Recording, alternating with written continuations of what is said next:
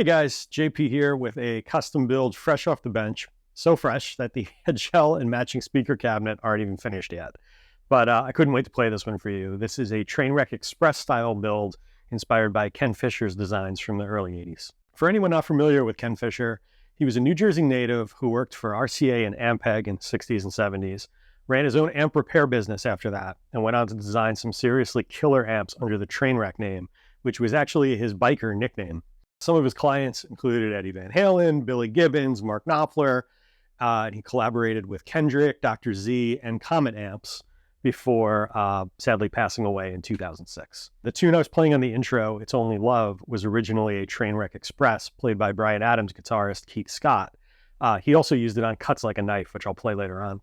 All of Ken's designs were bare bones, single channel, non-master volume heads that were uniquely voiced for the customer based on one of three base models. The Express, which was available with EL34 or 6v6 power tubes. The Liverpool, a similar design with EL84 tubes. And the Rocket, a variation on the Vox AC30's top boost channel, also with EL84s. Ken also modded amps. In fact, the first recording studio I interned at back in the late 90s had a Trainwreck modded Fender Vibrolux combo that sounded incredible.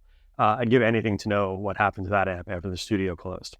And no, I never got to look inside it, sadly. Recently, a longtime customer asked if I could build him an EL34 Express style amp. And being familiar with the overall circuit, felt I was up for the challenge. As each Trainwreck was unique, there's really no true clone. Ultimately, it's tweaked by the builder's ears and the player's needs. There are a few areas within the circuit where Ken would play around, and already knowing what my customer likes, we had a good starting point to go with. We did include a power scaling control on the back of this one, initially so that I could get the circuit into the sweet spot that Ken liked for EL34s, but then found having a variable range of voltage allowed for some modern flexibility. That was pretty interesting. These designs are very sensitive to playing dynamics, and they live on the edge of a hair trigger, so keeping the entire circuit stable is a bit of a challenge. Without getting too technical, I'd like to play some chords, turn some knobs, and show you the dynamic range that this amp is capable of. It reacts incredibly well with the guitar plugged directly in, set for the maximum gain needed, and then rolling back the guitar volume for all the shades of tone in between.